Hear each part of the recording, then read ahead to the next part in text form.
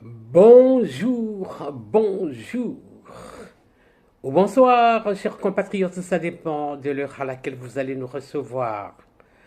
Voilà, nous allons dans l'adresse d'aujourd'hui vous présenter la position officielle du gouvernement.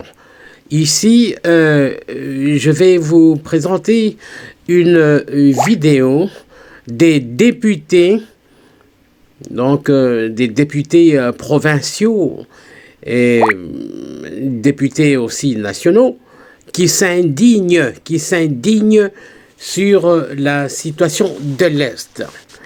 Et pour cela, une commission parlementaire concernant la défense a convoqué le gouvernement à venir s'expliquer et présenter leur plan pour la solution de cette situation de l'Est.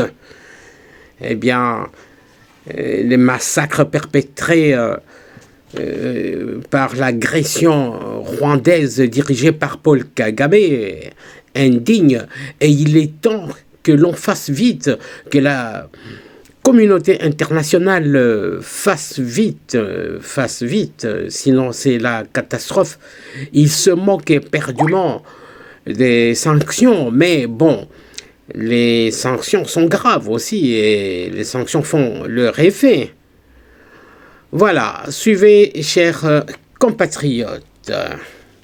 Les assassinats ciblés, les recrutements forcés, incluant celui des élèves, le pillage systématique des biens privés et publics, l'installation des administrations parallèles dans les provinces du Nord Kivu et du Sud Kivu, l'exploitation illicite et systématique des ressources naturelles, les attaques délibérées contre les contingents des Nations Unies et de la SADC. Après échange d'informations et débat sur cette situation, dénonçons l'occupation des maisons de population civiles et l'incendie de plusieurs édifices et des habitations privées, ainsi que la destruction des récoltes par les agresseurs. Les députés ont appelé le gouvernement congolais à renforcer l'efficacité des forces de défense et de sécurité, à utiliser tous les moyens à sa disposition pour consolider l'unité et la cohésion nationale, et à décourager toute organisation faisant les jeux de l'ennemi.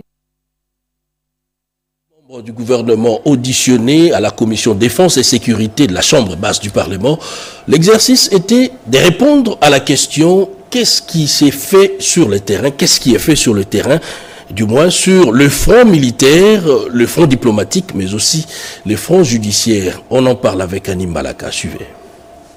La commission défense et sécurité de l'Assemblée nationale avait débuté les auditions des 5 membres du gouvernement soumenois concernant la guerre d'agression menée par les Rwandais dans l'est du pays. Ces auditions visaient à obtenir des informations détaillées sur la situation sécuritaire et humanitaire dans les provinces affectées par les conflits. Les échanges ont permis aux députés de mieux comprendre les actions gouvernementales en cours. Ce n'est pas un tribunal que la commission organise, mais vous savez, nous sommes les représentants du peuple, et à travers l'Assemblée, comme c'est nous qui représentons la commission défense et sécurité, il est tout à fait normal que nous puissions recueillir toutes ces informations.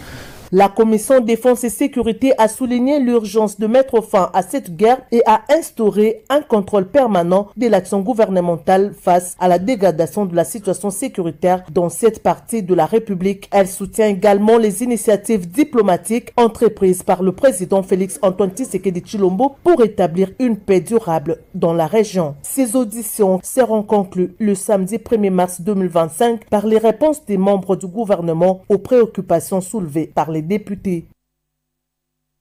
Vers l'opérationnalisation de la résolution 2773 des Nations Unies qui appelle au retrait des troupes rwandaises des territoires occupés en République démocratique du Congo, Jean-Pierre Lacroix, secrétaire général adjoint des Nations Unies, l'a dit au cours de l'audience lui accordée par la première ministre Judith Suminwa Chimendondo. 2773, c'est le numéro de la résolution prise par les Nations Unies au sujet de la crise sécuritaire actuelle, après la vigoureuse campagne diplomatique menée par la RDC. Autour de la chef du gouvernement, Judith Suminwa-Tuluka, Jean-Pierre Lacroix, secrétaire général adjoint des Nations Unies en charge des opérations de maintien de la paix, discutent autour de l'opérationnalisation de la résolution de l'ONU. Résolution qui condamne fermement l'offensive menée par le M23 en RDC et les avancées de ces groupes rebelles dans les provinces du Nord Kivu et Sud Kivu, soutenues par la force de défense rwandaise. Tout doit être mis en œuvre maintenant pour opérationnaliser, mettre en œuvre cette résolution importante du Conseil de sécurité. Et la MONUSCO, évidemment, est prête à faire ce qui devra être fait dans le cadre notamment d'une cessation des hostilités. Bon, tout ce qui concerne les sanctions relève soit des États membres, soit dans un cadre multilatéral, soit dans un cadre bilatéral. Je pense encore une fois que ce qui est fondamental, c'est que maintenant nous avons une plateforme solide, qui est cette résolution du Conseil de sécurité, et qu'il faut avancer pour mettre en œuvre cette résolution. La première ministre Judith Suminwa-Tuluka met tout en œuvre pour l'application de cette résolution qui demande également l'ouverture urgente de couloirs humanitaires temporaires dans le nord et le sud Kivu. L'application de l'ensemble des textes légaux en matière de commandement militaire. Eh bien, le vice-premier ministre, ministre de la Défense, a réuni les commandants de toutes les unités combattantes, Sandra Nyangi et Jires Tofunje. Au cours de cette réunion de travail avec les officiers militaires des différentes unités de l'armée congolaise, le vice-premier ministre, ministre de la Défense nationale et des anciens combattants, Guy Kabombo Modianvita, a donné les directives ministérielles permanentes sur la gestion des FARDC au sein de leurs différentes unités. Ces directives sont consécutives aux échanges avec les différents responsables des structures de commandement et aux itinéraires dans les garnisons pour que celles-ci répondent valablement dans les normes à l'ambition du commandant suprême des forces armées, Félix Antoine Tshisekedi Tshilombo, chef de l'État, aux menaces auxquelles fait face la République démocratique du Congo. À cette occasion, le VPM de la Défense nationale et des anciens combattants a appelé ses officiers généraux à mettre en application tous les textes légaux et réglementaires relatifs à la défense nationale. Ces documents ne sont pas à ranger dans les tiroirs, mais doivent vous guider dans la prise de décisions de manière sensée, ordonnée et cohérente. Vous avez donc l'obligation de les dupliquer pour vos différentes unités subordonnées. Voilà nos bibles que nous devons suivre sous les yeux. Et cela va nous aider tous d'être respectés. Signalant que ces directives ministérielles permanentes se rapportent au recrutement au sein des forces armées de la République démocratique du Congo, à l'orientation, à la formation, à l'acquisition des approvisionnements, à l'entraînement militaire, à l'organisation et à la pratique des activités physiques et sportives, à la gestion des ressources humaines, au catalogue des emplois au sein des FARDC, au signalement, à l'avancement en grade et enfin au dégagement au sein des FARDC. Le patriotisme et la citoyenneté, des binômes au même contenu ou presque. L'armée se déplace vers l'élite pour des matinées scientifiques. Les cas de figure, le commandant de la 22e région militaire, le général de brigade, Edi Kapend, était devant les étudiants de l'ISP et l'ISC Lubumbashi. On en parle à travers ses commentaires. La RDC en guerre contre l'armée rwandaise et ses supplétifs du M23 AFC, les sujets ne doivent pas laisser indifférents tout d'une fils liée par le sort de ces grands et beaux pays tant convoités. Telle une relation mère-enfant, le général Edi Kapend Irung a évoqué cette analogie pour parler à la conscience des étudiants de l'ISC en vue de les inciter à un attachement inconditionnel à leur patrie et à une volonté acharnée de la défendre. Les nombrils, c'est la cicatrice qui révèle la preuve que nous sommes enfants de telle mère. Tous, les pères peuvent changer, mais la mère ne change pas. C'était en présence des corps enseignants, personnel administratif de cet alma mater et des bien d'autres invités de marque dont l'ancien ministre de la Communication, professeur Toussaint Tshilombo. Le général Edi Kapend a exhorté les étudiants à ne pas faire l'apologie de la rébellion. Eux étant jeunes et susceptibles d'être manipulés, devraient s'abstenir d'être en complicité avec ce qui tue en RDC, surtout dans sa partie est. Et à présent, cette image, visage serein, ton conciliant, Martin Fayulu appelle à l'unité nationale face au risque d'une balkanisation du pays. On fait le point avec Joséphine Liondo. Yaélé, suivez. Des voix s'élèvent de plus en plus contre l'agression que subit le pays. Cette situation amène plusieurs compatriotes à se ranger derrière la dynamique de la paix et la cohésion nationale. Selon Martin Fayulu, la cohésion nationale est indispensable. Dans ces contextes d'extrême urgence, la cohésion nationale doit s'imposer comme notre priorité politique absolue. Une menace imminente qui met en péril notre souveraineté. Nous n'avons plus d'autre alternative. Il est temps de sauver notre nation, d'unir nos forces, de transcender nos divergences et de trouver une solution pour préserver les 2 345 410 km² de notre territoire. La cohésion nationale est le gage du développement, progrès du peuple congolais. Retour dans le Haut-Katanga où le président du Sénat, Jean-Michel Samalukonde, mobilise la population derrière les forces armées de la République démocratique du Congo et leur commandant suprême, Félix-Antoine Tshisekedi. Janine Kalenga nous en parle dans ses commentaires. Accompagné du président de l'Assemblée nationale et du gouverneur du Haut-Katanga, le président du Sénat a lancé un message fort à toute la population du Grand Katanga, à l'unité et à la cohésion nationale. Plus de 500 personnes représentant toutes les couches de la population étaient présentes à cette séance de sensibilisation. Cette guerre n'est pas faite contre le président Félix Tshisekedi.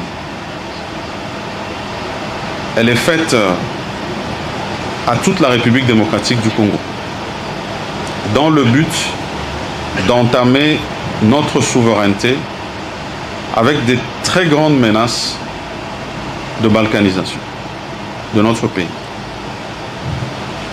Et c'est pour ça que nous avons l'obligation, à partir du moment où ça n'est pas fait qu'au président, nous avons l'obligation, nous tous, de nous tenir derrière lui pour le soutenir et l'accompagner. Lui, le commandant et chef suprême des armées, pour qu'il ne se sente pas seul. Le président de la Chambre des sages est revenu sur l'importance de la diplomatie menée par le président de la République et chef de l'État, Félix-Antoine Tshisekedi Tshilombo, tout en invitant la population à éviter la division, arme utilisée par l'ennemi. Car la division est une arme que l'ennemi utilise pour nous fragiliser. Vous suivez toutes ces stigmatisations que l'on cherche à faire, de division linguistique, de division de communauté, de division d'appartenance, des provinces, des territoires. Non, c'est une arme de l'ennemi et nous ne devons pas céder. Nous ne devons pas céder à cette division qu'il cherche à semer entre nous pour nous fragiliser. Samalukonde a rappelé la guerre vécue dans le Grand Katanga et ses conséquences néfastes. Notez que le speaker de la Chambre haute du Parlement séjourne à Lubumbashi, dans la province du Haut-Katanga, depuis le mercredi 26 février, dans le cadre de ses vacances parlementaires. Et autre chose, l'employabilité des jeunes, sujet au cœur des échanges entre le coordonnateur du PDDRCS et le ministre de la formation professionnelle, Marc Ekila. Images et commentaires.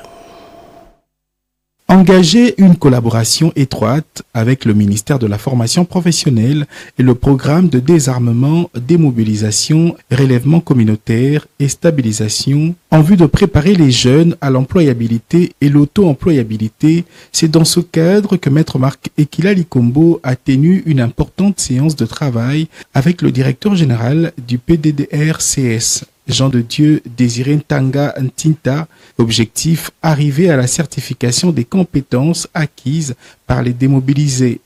des jeunes enclins à la violence et autres bénéficiaires du programme grâce à un curriculum de formation dûment approuvé par l'autorité compétente. Ce programme a plusieurs composantes dont la formation professionnelle et qualifiante des démobilisés, parce que comme vous le savez, après la démobilisation, ils vont passer par la réinsertion et la réintégration socio-économique. Les deux parties ont convenu d'une séance dite pédagogique pour implémenter ce projet. Après les sessions gratuites de formation professionnelle en faveur de près de 5000 jeunes Congolais, dont plus de 1000 dépendants des militaires et policiers, Maître Marc Ekila ouvre un nouveau chapitre dans sa mission de formation d'une main-d'œuvre qualifiée, cette fois en la faveur des démobilisés. Ne prend pas la parole au nom de l'Union sacrée qui veut. Mais alors, communicateurs et communicants ont été identifiés. Yolande Voka. Pour une gestion efficiente et efficace de la communication en ces temps de conflits armés dans la partie orientale de la République démocratique du Congo, des orientations claires et précises venant des structures compétentes de la présidence de la République viennent d'être transmises aux communicateurs de la majorité. Tous les communicateurs devraient être répertoriés et identifiés. Désormais, plus personne ne peut s'improviser communicateur si elle n'a pas reçu l'aval de services relevant de la présidence de la République. L'objectif est d'éviter certains dérapages et autres dysfonctionnements constatés jusque-là dans le traitement de l'information et surtout dans le contenu des communications des informations en provenance des zones en conflit. Ces rappels à l'ordre interviennent au bon moment où les populations entendent d'épuiser les informations à la source. Les populations congolaises seront désormais servies par des informations fraîches et sûres venant de personnes attitrées par des services compétents. De l'informel au formel, pour une économie, le pas n'est toujours pas vite franchi. Il s'agit d'un processus parfois long. Le ministère de l'économie nationale vient de lancer le processus de formalisation de l'économie informelle. C'est un commentaire signé Guy Matondo. Suivez. À Kinshasa, comme dans d'autres agglomérations du pays, plusieurs activités économiques se déroulent en dehors des régimes de réglementation et de fiscalité formelle. Ces activités ne sont pas déclarées aux autorités fiscales. Le ministère de l'économie vient de lever l'option de formaliser l'économie informelle qui échappe à la réglementation. Cette économie informelle pose des défis en matière de protection sociale, des régulations et des collectes de recettes fiscales. Pour le vice-premier ministre de l'économie Daniel Moukoko, le processus de lancement de la formalisation de l'économie informelle va contribuer à la croissance économique. L'économie congolaise, elle est fondamentalement informelle. Elle est largement informelle. Mais une économie trop informelle, ça signifie trop peu de gens qui payent les impôts, trop peu de travailleurs qui sont connus, qui sont protégés, dont les droits sont garantis. Donc, formaliser l'économie, ça entraîne beaucoup d'avantages sur le plan fiscal, mais également en ce qui concerne les conditions de travail. C'est ce processus que nous venons de lancer. Ça va être un long processus, vu l'étendue du pays, vu aussi le degré assez élevé de l'informalité dans cette économie. C'est le début d'un long processus qui va s'étendre dans les 26 provinces du pays où la réalité est la même. Et cette information, il n'y a pas pénurie de carburant à Kinshasa. Ce sont là les assurances du ministère de l'économie nationale qui informent les usagers que les files d'attente observées dans les stations-service ce mercredi 26 février se justifient par le fait que la livraison du carburant par CEP Congo au cours de journées de lundi et mardi en raison des embouteillages constatés dans la ville, dans plusieurs coins de la capitale, était le principal d'ailleurs obstacle.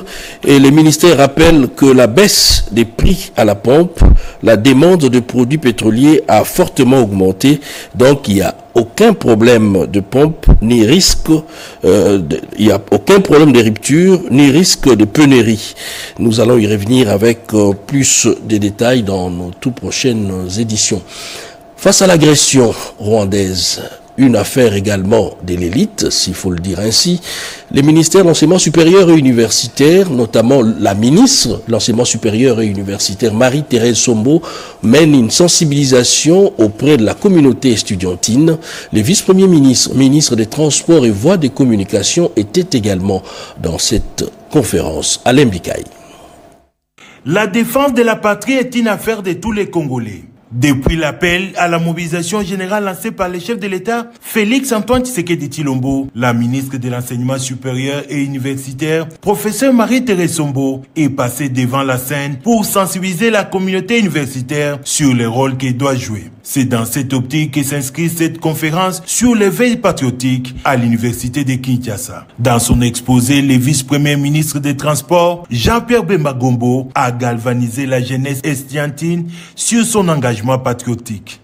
Consciente du rôle d'avant-plan que doit jouer la communauté universitaire dans cette guerre d'agression rwandaise, la professeure Marie-Thérèse Sombo recommande l'insertion des enseignements paramilitaires car la jeunesse estudiantine est l'une des sources intarissables pour la nation congolaise.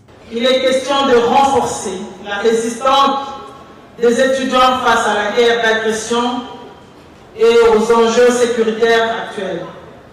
D'ailleurs, il est en cours d'examen envisagé l'intégration dans les cursus des étudiants volontaires, la formation dédiée au maniement d'armes, aux stratégies et tactiques militaires. Il faut noter que le ministère de l'Enseignement supérieur et universitaire a déjà mis à la disposition de l'armée la première promotion des jeunes étudiants paramilitaires des universités de Kisangani et de Goma formés pour la défense de la souveraineté nationale.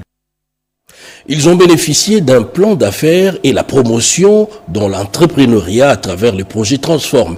Eh bien, la prochaine étape, c'est la vérification des informations récoltées et qui a abouti à la sélection de près de 7000 candidats sur les 40 000. Mireille Ndeke.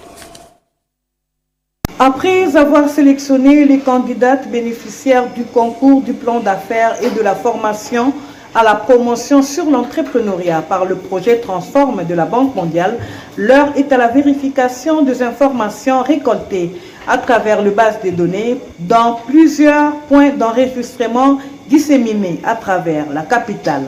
Une ronde effectuée par la chef d'antenne Kinshasa du projet Transform.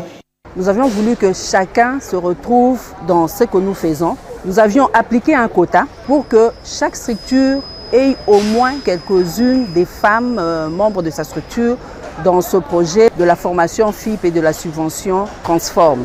Que lorsque nous avons appliqué les critères et puis la stratégie de quota, nous sommes arrivés au résultat que vous voyez. Sur près de 40 000 candidatures reçues, seulement près de 7 000 ont été sélectionnées, ce après avoir répondu au profil voulu. Ces femmes bénéficieront dès le début du mois prochain d'une série de formations avec des modules différents dispensés dans plusieurs langues pour une meilleure compréhension. Nous sommes en train de mobiliser d'abord ces femmes, voir si leurs coordonnées actuelles correspondent à leur profil déjà enregistré dans le serveur de Transform. Initiative louée par ces femmes entrepreneurs soucieuses d'être accompagnées pour accroître leur business. L'État congolais nous a facilité afin que les femmes entrepreneurs soient battues. Malheureux de constater que lors de cette opération, plusieurs cas de mafia ont été soulevés, notamment les fausses cartes d'identité. Transform interpelle ainsi les responsables des structures de bien veiller au profil de chaque candidate. Et à présent, cet atelier d'immersion de membres de la cellule technique de lutte contre la corruption. C'est un commentaire de Nathan Tamboué de la RTNC2. Aussitôt installé comme patron de la cellule technique de lutte contre la corruption, un service au sein du ministère de la Justice, Maître Kitenge Mpeji, lui qui s'est engagé à stopper les détournements en RDC, a aussitôt conduit son personnel au cours d'une session de renforcement des capacités afin que ces derniers intègrent dans l'exercice de leurs fonctions les notions générales sur la corruption. Et cela doit passer par le respect de certaines valeurs, puissants boucliers contre la corruption. Nous devons apprendre à intégrer les notions de la sincérité, de l'honnêteté et de la responsabilité dans la gestion de la chose publique ou des biens publics, afin d'attirer les investisseurs, afin d'accroître notre budget. Entre-temps, la cellule technique de lutte contre la corruption qui bénéficie de l'expertise du PNUD dans ce domaine a révélé aussi les axes prioritaires pour décourager les détourneurs des deniers publics. Les stratégies de la prévention, de la détection et de l'investigation, les stratégies de la répression, pour commencer à traquer tous les corrupteurs. À l'issue des travaux, le numéro 1 de la CTLC dit vouloir intégrer la politique de digitalisation par la bancarisation pour la canalisation des recettes de l'État congolais. Il faut solder la dernière partie du financement. Plaidoyer du député national Edi Mundela face à l'évolution dangereuse des érosions Moulamba-Wampoy dans le Kasaï oriental. Sur place, les travaux à l'arrêt depuis 2 ans ont repris, nous dit Robert Ndaï. Suivez. Après 2 ans d'arrêt, les travaux de ravin Moulamba-Wampoy à Mbujimaï ont bel et bien repris après l'intervention du ministre des Finances, Dodou Famba. Ce ravin représente pour la population de la ville de Mbujimaï un ouvrage essentiel pour la circulation et le développement de la province du Kasaï oriental. De passage à Mbujimaï, le député national Edi Mundela Kankou a fait une visite surprise pour se rendre compte de l'évolution des travaux, le rêve des habitants de Mbujimaï pourra devenir une réalité dans quelques jours. C'est ici aussi l'occasion de remercier le ministre des Finances qui a été vraiment à l'écoute de notre plaidoyer pour l'érosion ici de Moulamba-Wampoy. Je suis venu à l'improviste pour me rendre compte que les travaux sont en train d'être faits. Et je confirme que les travaux sont en train d'être faits, mais il reste encore une petite enveloppe pour que nous puissions parachever cette œuvre. On ne peut pas faire comme l'autre fois. Une grande partie des travaux étaient exécutés. On est tombé dans l'arrêt. On a perdu un tiers de ce qui a été fait. Edi Mundela Kankou est satisfait des progrès réalisés sur les chantiers. Les travaux avancent à pas de géant et lance un appel pressant pour que la dernière tranche de paiement soit terminée, car la population de Mbujimaï attend avec impatience la fin des travaux du ravin Moulamba-Wampoy. Faites diligence pour que les derniers paiements soient faits, pour que cette œuvre puisse arriver à terme, pour que la population de Mbujimaï puisse bénéficier de cet ouvrage. Et 200 maisons ont porté plusieurs blessés sur place. La population sinistrée s'en remet au député national Aimé Pascal Mongo et Jenny Dada Chabani. Plus de 200 maisons écroulées, plusieurs blessés et autres dégâts matériels considérables. Tel est le bilan de la pluie diluvienne qui s'est abattue ce week-end à Inongo, accompagnée d'un vent violent. En séjour à Inongo, dans le cadre de ses vacances parlementaires, l'honorable Aimé Pascal Mongo, l'élu de cette ville, a reçu des victimes qui sont venues solliciter son assistance humanitaire. Pour se rendre compte de l'ampleur des dégâts, l'honorable Aimé Pascal Mongo est allé visiter le quartier affecté par cette catastrophe naturelle. Touché par ces drames, il a promis de porter secours aux victimes et de solliciter l'aide humanitaire du gouvernement à travers le ministère des Affaires sociales, Action humanitaire et Solidarité nationale. Les victimes ont exprimé leur gratitude pour ces fils du terroir qui s'est toujours investi pour l'amélioration des conditions de vie des populations de la province de Maïndombe en général et d'Inongo en particulier. On est venu tout simplement demander de l'aide chez l'honorable parce qu'à part lui, il n'y a personne qui va s'occuper de nous. Nous souffrons beaucoup. Nous et les enfants, nous passons la nuit à la belle étoile. Nos enfants peuvent tomber malades. Voilà pourquoi nous sommes venus solliciter de l'aide auprès de cet honorable qui a toujours un grand cœur.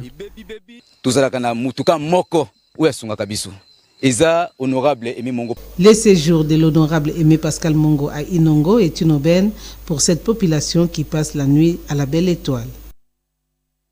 et ces communiqués de l'Office national des transports, la direction générale de l'ONATRA SA rappelle l'opinion publique que conformément aux dispositions légales et réglementaires en vigueur régissant les activités syndicales au sein des entreprises et établissements de toute nature, les organisations syndicales demeurent des entités entièrement privées.